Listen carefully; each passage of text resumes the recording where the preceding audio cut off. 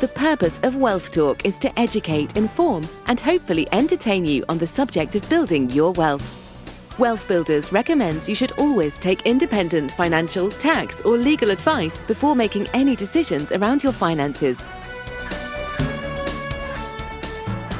Welcome to episode 143 of Wealth Talk. My name's Christian Rodwell, the Membership Director for Wealth Builders, and I'm joined today by our founder, Mr. Kevin Whelan. Hi, Kevin. Hello, Chris. Good to be with you again. Sad to say, though, I'm on location. I'm actually at Lingfield Racecourse today.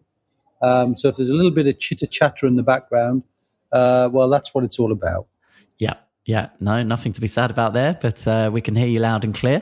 And today we have a guest joining us who is Stephen Moss, and Stephen is the MD of the Sourced Group. And we really like the model that Stephen's put together here, don't we, Kevin? Because it's it's really kind of combination of things that help to create a recurring revenue business. Yeah, well, look, we're big fans, aren't we, of the concept of building wealth in multiple streams of income, hence the 7 pillars. And have a listen as you get to sort of really take into account what Stephen is saying. There's a combination of different pillars here. There's IP in there. There's definitely recurring income business model there. There's property there. There's joint ventures there when it comes to attracting investors. It's just a real good example of how a business owner, intelligent application of good thinking based on previous experience as well, has led Stephen to create a very, very powerful model, not just for him, but also for his franchisees. Indeed, yeah. So definitely some lessons to be learned. Think about the 7 pillars as you're listening to Stephen talk, and we'll come back afterwards with the debrief. All right, let's head on over to our conversation with Stephen Moss. Stephen, very warm welcome to Wealth Talk today. Yeah, thank you for having me, Christian. Appreciate it. Yeah, it's been a long time coming. Good friend of Wealth Builders, and I know you know Kevin very well. And really looking forward to hearing about your business today, Stephen. So why don't we begin there and just give us a little background to yourself and Source Capital. Yeah, absolutely. So my name is Stephen Moss. I'm the founder and MD of Source Group. So we launched in 2017. I've been in the property sector for about 21 years now, so getting old ultimately. But yeah, I've had experience of growing businesses and selling businesses, and we're looking at different models that we can enter into the franchise, introducing the franchise model into the property world. And it's been a challenge, but very, very rewarding, really exciting, lots of really good things going on. And it's kind of opened up our business in terms of we're now in a situation where we had a plan of rolling out different areas of the business. So we started with our franchise network. So a network currently over 160 franchisees across the UK, finding investment opportunities. And that led us onto our peer-to-peer lending platform, our capital side, and then onto our property side and onto our development side. So it's nice how the business complement each other and work together and benefit investors as well. So it's quite exciting. Yeah, well, already sounds like a lot going on there, Stephen. So give us an idea of kind of the size of the team and where are you based? Yeah, so we're based in Warrington, just between Manchester and Liverpool, so where the sun's always shining. Currently 26 of us at head office, so consistently growing as a business and a team. So had challenges. I think we were just talking obviously about previous podcasts and talks when COVID kind of kicked in and we just took this bigger office space. We're now at a point where we're having works done in the office to build more offices and make more space for people and things like that. So yeah, exciting times. Yeah, and you're not new to business, Stephen. So what's your background before you set up Sourced? Yeah, so as I say, I've been in the property sector for 21 years. Very fortunate to join at an early age and learn lots of different strategy structures and go through different markets and changes. I also founded a business called Legal for Landlords. We grew that to the largest tenant eviction company in the UK, and then sold out before venturing into Sourced and putting the business model together from this. Yeah, and what year did you launch Sourced, Stephen? So it's 2017. So I was about to say that it feels like 20 years ago, but it's not that bad. 2017. So 4.5 years currently. Yeah, some of the things we've achieved, you kind of look back now and think, wow, you don't see it on a day-to-day basis because you kind of head down and lots going on. But when you look back at where we are and what the business is doing, it's unbelievable. Yeah, and I'd just like to try and pull out from you, Stephen, like any entrepreneur who's starting a new business, right? Generally, it's identifying a problem that exists out there and you think, hey, I can fill that gap, right? I can do something better. So was there something specific for you at the beginning where you thought, okay, I'm going to do this? Yeah, I'd kind of looked at my previous business, we franchised. So I got to learn a lot about franchising. I really enjoyed it and really like meeting other people and their experience and working with people as a franchise model. When I sold the business, I was asked to contract at another platform, so a lending platform. So during that time, I got the opportunity to understand what the problems were, the issues. But this kind of light bulb moment was really that actually, peer-to-peer could really help property investors, property traders. There's a huge opportunity here of really helping and developing it. And it kind of came from the fact that when I sold my business, I started playing again with property and, developing little bits and things like that. And when I started reaching out to people, it was the same people that I'd dealt with, 6 years ago. They were doing the same thing. And they were giving me opportunities, and the opportunity might be to convert a HMO, and I'd make 150 grand, and they wanted a 5 grand fee. And I kind of sat with them and said, "Well, why don't you just do it? You've been doing this as long as me.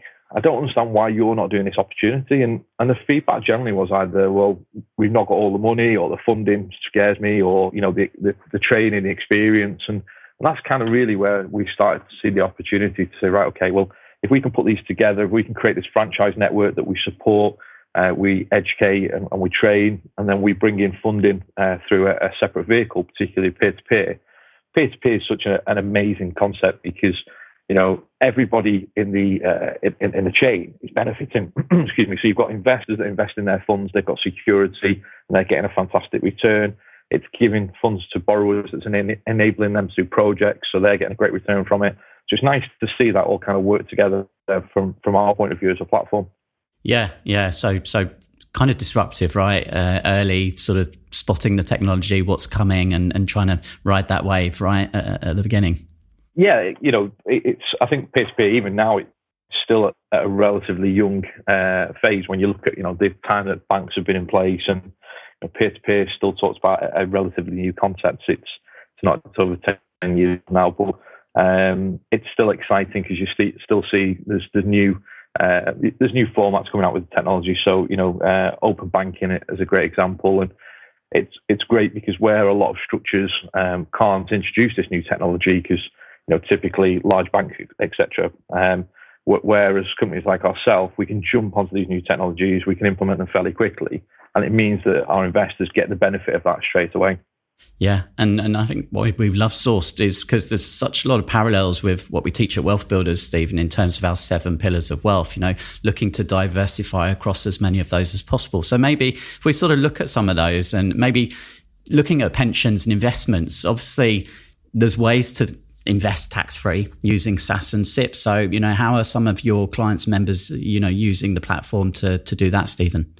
Yeah, so as I mentioned, our Source Capital arm of the business, we're a peer-to-peer lending platform. So we've just to kind of give you a bit of an update on where we are with that. So we've actually just completed the purchase of a business, which has meant that we're now directly authorised to the FCA. So previously we were authorised but as an appointed representative. So we worked really hard throughout last year to gain the changing control approval from the FCA, which has meant that we're now directly authorised. So huge step forward for the business, which is brilliant. What it means for our investors is, we can continue to grow the platform. We can continue to introduce new opportunities. So we work with investors that can invest in a number of ways. They can invest with cash. They can invest with ISA, but as you mentioned, pensions as well. So SIP and SAS.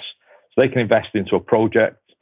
They get first charge security, and they get a return of typically 10 to 12%, depending on how much they invest or what the project is as well. So we see it as really good returns. A lot of our investors that invest with the pensions, they like it because our average is about 12 months alone. So seeing this short-term investing as well, so they can see it as a way of putting their pension into something, getting a good return for 12 months, while they're either looking at other opportunities or other ways, to build to build their wealth.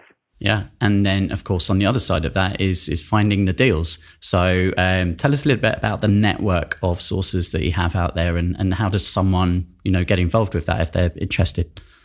Yeah, so the concept ultimately is we're a franchise network. So we've got over 160 franchisees across the UK, and our franchisees go through training, support.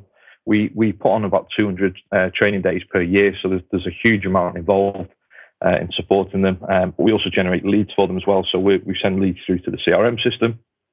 On the back of that, the franchisee will then go to the property, they'll analyse the property, and they've got a number of ways, a number of kind of exits. So they might turn around and say, right, okay, this property, it's a good deal. I'd like to package it and sell it to an investor. So we then put that onto our marketplace for investors to purchase. So anybody who's got a SaaS and looking for commercial properties, it's a great way of getting those introduced.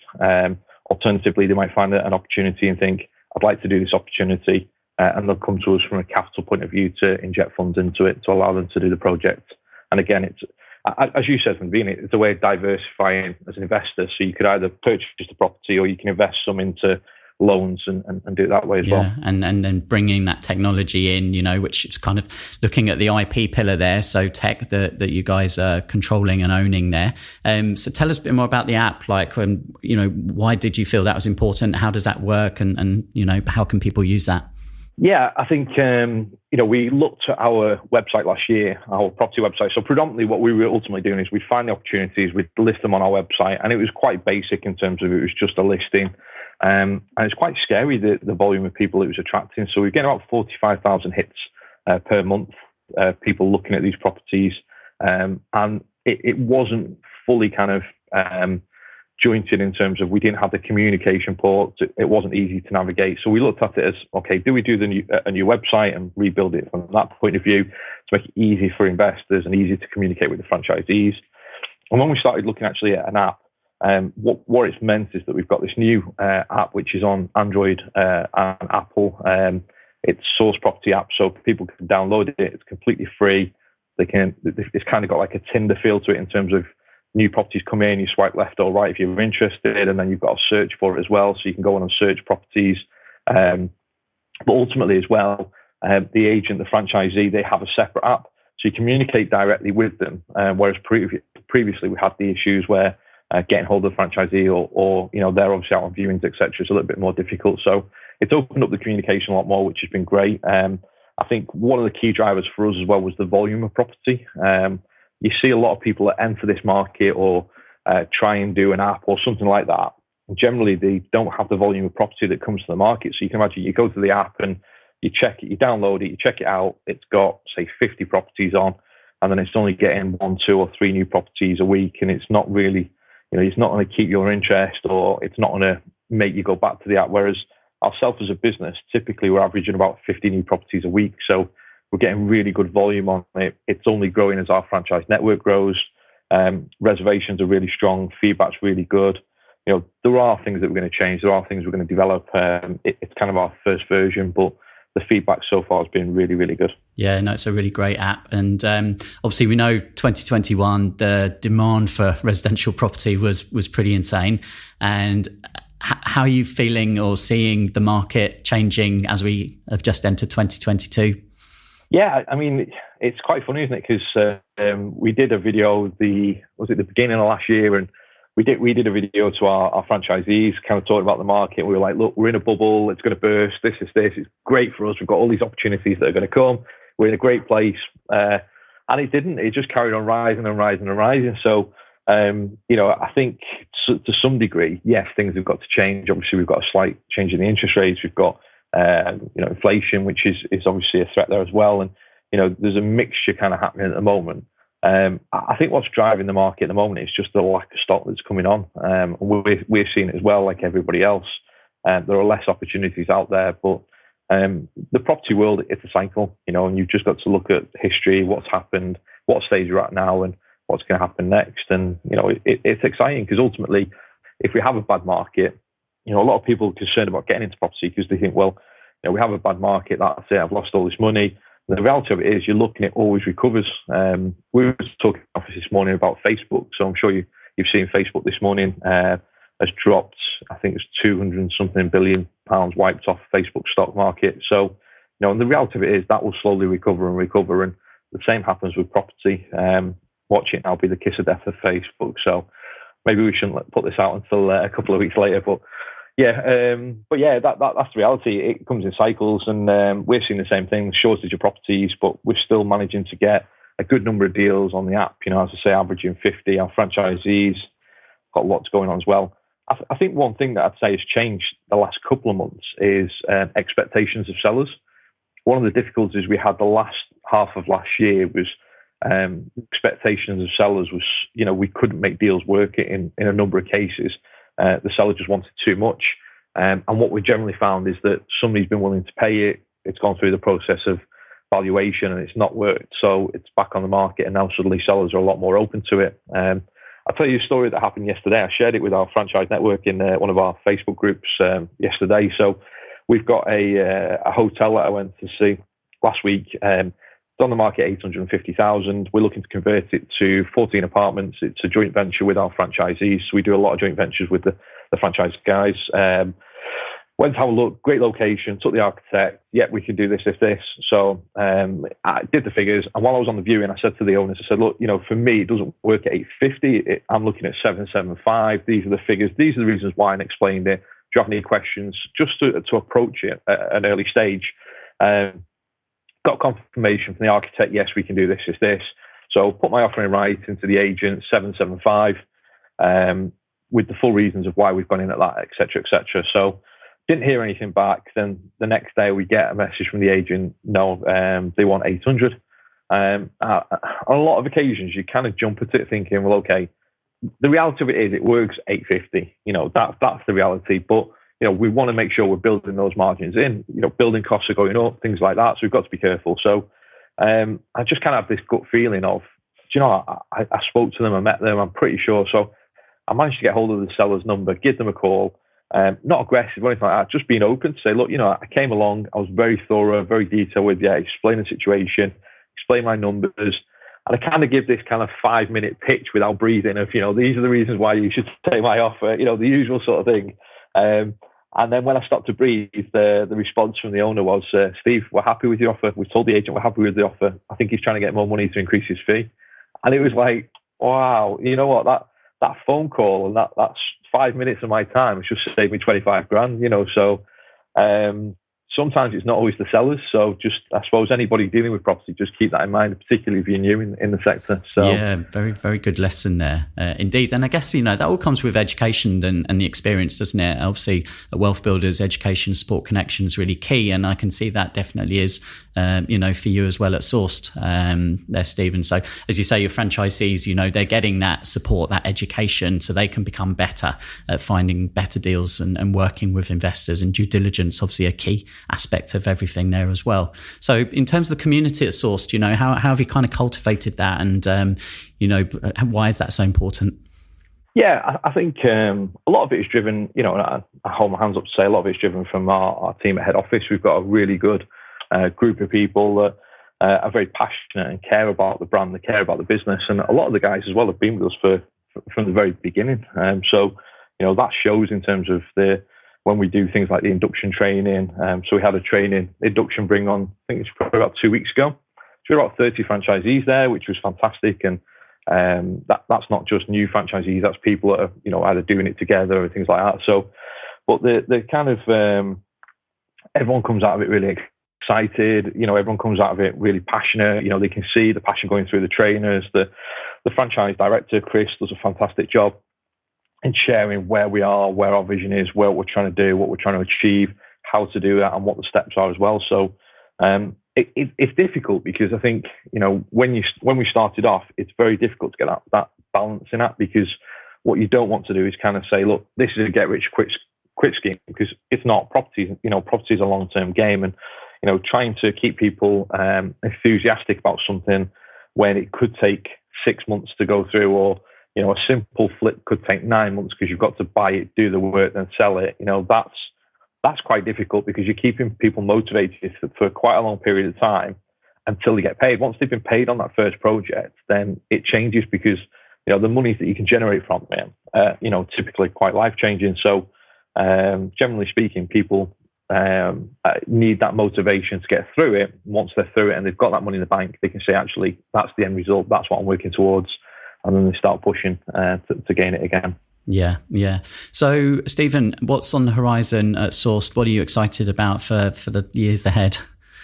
Yeah, we've just completed on the purchase of a company which has gained us the FCA regulation. So we've built our own peer-to-peer platform, our own new front-end website. So that's all really exciting. That's just launched. We've got the phone apps. We've got version 2, which is coming in the next 2-3 months. We've just agreed to purchase a technology company which is introducing new products to our franchisees, helping them identify opportunities quicker, faster, more opportunities, and linking all our systems together as well. So, big year plan for us as usual. Really exciting stuff, and also our developments. So we part of our business is our developments. A lot of SaaS investors support us with our developments, and we've got stuff dotted all over the UK, and the pipeline is phenomenal for the development side of it. And we're kind of putting new twists on things. So we're looking at ways that we can be more eco-friendly, more green, and do our bit, I suppose, ultimately. And it's quite exciting to see how we can apply that and using your imagination to come up with different ways. And we've got green walls, garden walls, urban forest, different things like that, which is it's quite exciting to put into place. Yeah, really, really cool, Stephen. And for anyone listening now, if they want to check out Sourced, find out more, where's the best place for them to head? Yeah, if you visit sourced.co, that's just CO. So if you visit the website there, you'll be able to see the different areas of the business. Just click on those and you'll be able to get a bit more information about the different sectors and find out more. Great. Stephen, thanks so much for being a great guest on Wealth Talk today. Yeah, no, thank you for having me. Really appreciate it, and look forward to the next time we speak. Thank you. Okay, I think I counted 6 out of the 7 pillars where there's something going on there inside the business. So we can pull those out in a second, Kevin. Before we do that, let's head to Trustpilot. And we've had a review this week from Vineet, who says, I have had a really good experience with Wealth Builders. You'll have the opportunity to work with experienced people, that take a lot of pleasure in the success of their mentees. A great choice if you want to grow your business. And their prices are very reasonable too. What value do you place on quitting your job and living the life you want? So thank you, Vineet, for that very kind review. Well, what value indeed. I mean, as Warren Buffett says, if you don't find a way to create recurring revenue, you'll be working till you die or till you can't work anyway. For sure. So I think, what price is it to pay to become financially independent? And, we're grateful that many people looking for a roadmap and they choose us to do that. But Stephen doesn't need a roadmap, does he? He's on track. Definitely, I saw the six pillars out of 7 there, and you could probably work hard and find the 7th one, because I think the one missing was probably home equity, Chris, home capacity. But I'm sure the franchisees, those who've recognized that they could build a wealth business model by becoming a franchisee. Stephen's a franchisor, and there's a big difference between a franchisor and a franchisee. We've never really talked about that before, Chris, in terms of the franchise model being a recurring income model. But just think about that concept for a moment. If you think about the idea of being a franchisor, what you're really doing, you've created a business and you're essentially passing on a share of that business. So instead of like buying shares, like you would if you're buying something in the stock market, you're actually creating shares. And that's so much more powerful than when you create something as opposed to when you just buy something that's already there. So by getting, I think he said 160 franchisees in the UK. Now, some of those probably, Chris, might have tapped into their home capacity in order to warrant the purchase of a franchise. Who knows? But I think, we've got a very elegant model there of all the different pillars working together. People can invest in peer-to-peer, not just with Source, but in many other platforms as well.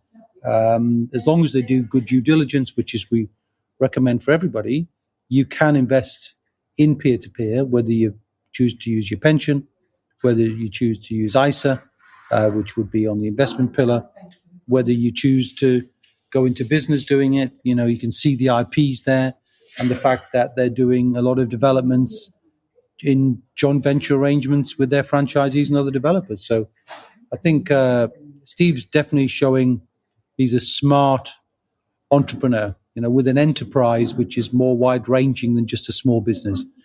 For most small business owners, they tend to have a single track, one form of income, one form of return, trading time for money in a slightly different way, often kind of almost in a blind alley in some cases, seeing that the business is consuming them and they don't really see a way out of that. But I think Stephen has done something very different. He's created a business that works rather than him doing the work. I didn't get the sense that Stephen's doing all the work, creating the app, selling the franchise, training the franchisees, putting the training. He's not doing that. He's creating a business, and that's what makes it very exciting for him.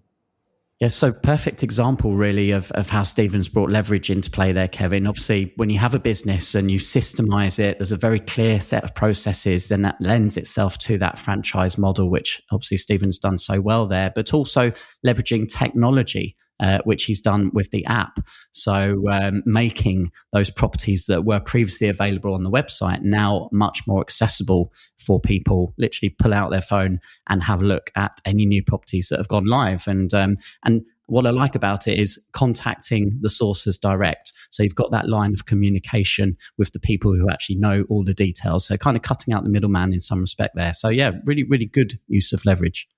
Yes, and the other form of leverage you mentioned, as you touched on earlier on, Chris, is the leverage of a team. So if you're leveraging, you're generally leveraging in two ways. One is more people, because every time you add a team member to a proper, genuine enterprise type business, is they're adding value. So if they're adding value, the business is getting stronger.